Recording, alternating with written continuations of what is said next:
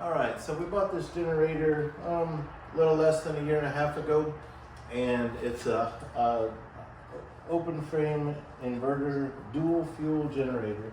And so dual fuel means you can run it on regular gasoline or propane. And I've never ran it on propane. So the idea is that you can go back and forth, you can do either or. And so what we're going to do today is try running it on propane for the first time. So I don't have any usage of it to compare how long it'll run on fuel or how long it'll run on propane. My main reason for wanting propane is that this is just an emergency use generator. So on an average year, I will use it 0 times. And so what I want to do is possibly switch to more propane storage, because propane doesn't have a shelf life. You can not use propane for several years and it'll be fine. Whereas the fuel that I buy, I have to go pay extra for non-ethanol fuel at the gas station every year.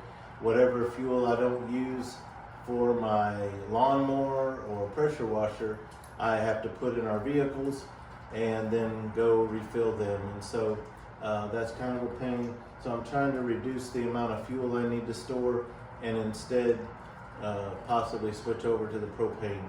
So just to give you an idea on the cost, you can either go to regular where they sell propane, and you can get the small ones, which are called a 20-pound or 5-gallon, like you would use for a barbecue. This, I decided if I'm using it for a generator, I don't want it to be running out in the middle of the night or when I'm at work.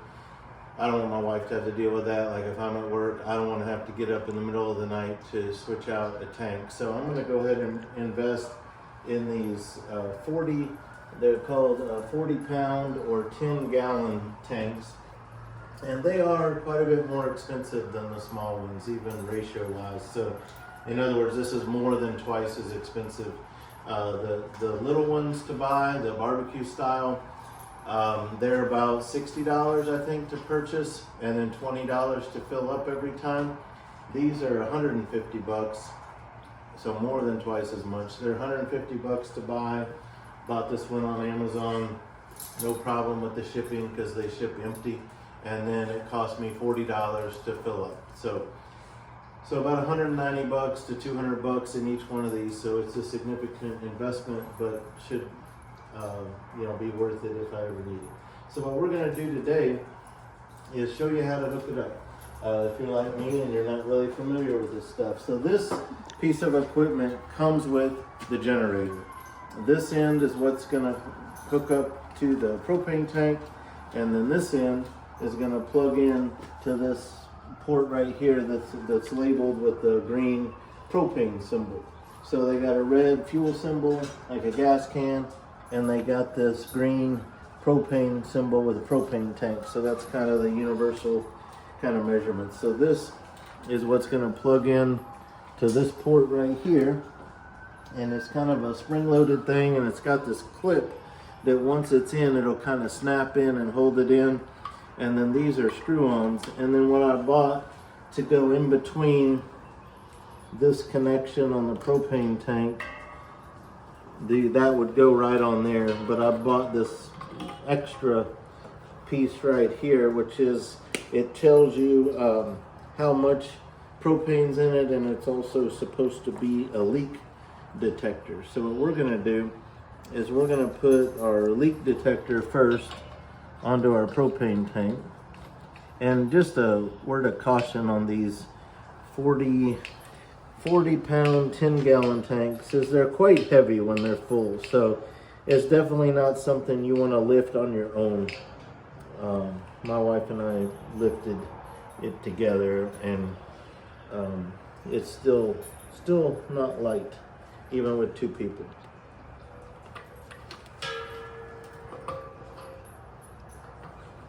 I'll put links in the description for the propane cylinder I bought on Amazon, and also this little device right here, in case you're interested.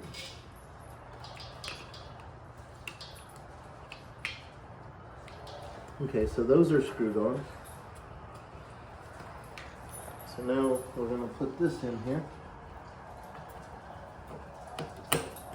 So when you get it in there, this spring-loaded thing popped out.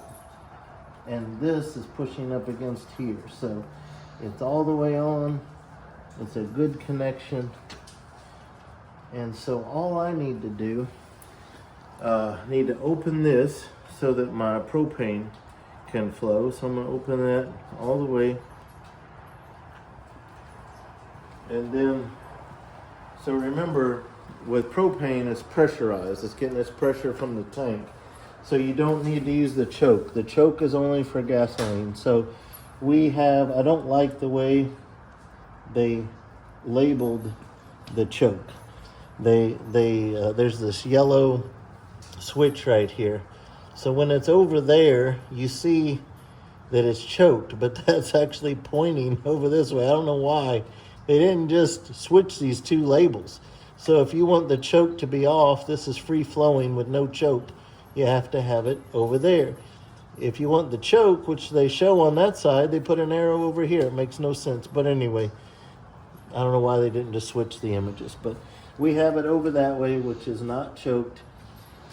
So all we're going to do here, this has 4 settings. This is off. This is what you do when you're running the fuel. And this is what you want to do when you shut it down to starve your fuel to get your carburetor empty. And then you put it over here. So this is your propane setting. So it's off now. If I was starting it with fuel, I would go there. And then when I wanted to shut the generator down while it was running, I would cut the fuel off. It'll take a little bit for the carburetor to empty, and then it'll shut off on its own for storage, and then you'd put it back. So on propane, we don't have to worry about that, so we just go straight to propane, and then we try to start it. We've already got the propane on.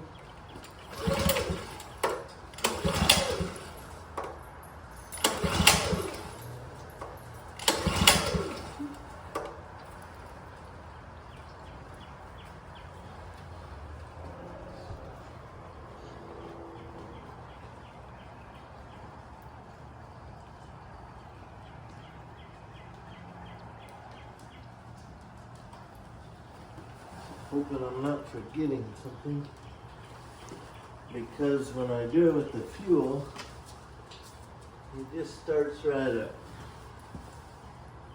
That's why I'm a little just wondering, am I forgetting something? I got it on propane. I've got the propane on. Don't think I need to do anything here to turn this on. Plugged in.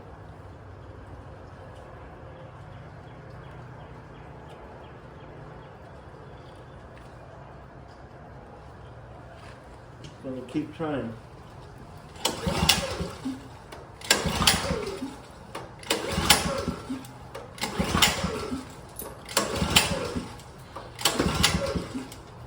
It doesn't sound like it's getting anything.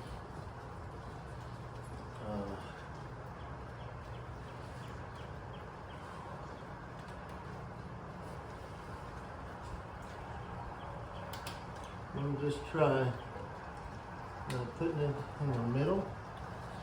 See if that does anything. Try putting it over there. Okay.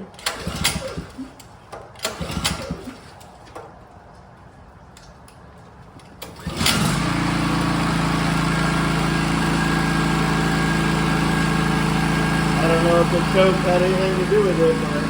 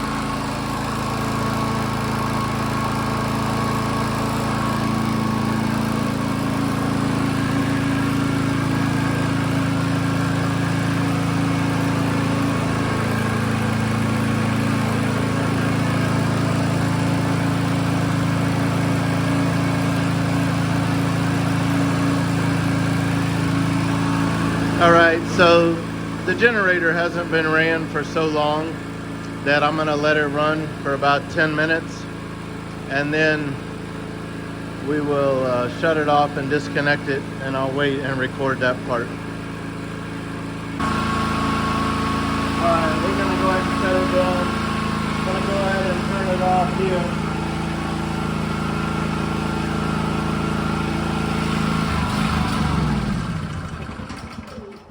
That shuts down. I'm going to turn this to off. And then over here, all we got to do is disconnect this. So we're going to push in on this, and this comes right out. So one thing I want to point out that I really wasn't clear about when I plugged this in. This black plastic needs to line up with this black right here. This is a hole. And so this is gonna help lock that in. So you kind of just push that in, that pushes out, and this is locked in that hole to keep it secure. So we had it in that way, but I just wanted to point that out. So that's a good test of our dual fuel generator. So now I feel more confident that I can use it with gas or propane. Didn't seem to start the easiest with the propane, because every time I've started it with the fuel, even if it's set for months, it was like first pull with the choke on, it started. So I just had to be a little more patient with the propane and getting it started, but it did start for me. All right, so one more thing I just wanted to point out. There's kind of a neat design on Champion's part. So this propane connection that comes with your unit, it has a spring-loaded attachment right here. So for storage, you can put this wherever you want, but it's made to clip on to any of these support frame bars. And then this hose that you have is actually made to fit in here. So I haven't maybe figured out all the best ways of doing this yet, but I just wanted to point it out so that instead of having the hose out of control, you can snap it in right there. So it's kind of a clever design. Nice that it comes with that, so you don't have to wonder where to put that. Obviously, if you're not using propane, you would just keep it separate like I have been the last year or so since I bought this. But now that I'm going to use the propane, I'm going to leave it with the unit. And so then I'll just store my propane, and I'll store the generator, and I feel better about it just knowing that it works both ways. And so the first time I ever actually have to use it, I've never had to use it. The first time I use it, I'll be able to get an idea of how many hours of runtime I get out of a tank like this versus how much runtime I get out of fuel. So I'll have a little bit of more knowledge. But thankfully, in over a year, I haven't needed it yet. So anyway, I hope that's helpful for you if you have one of these. And so now I know I can use it either way. Hope that's been helpful. Thank you for watching.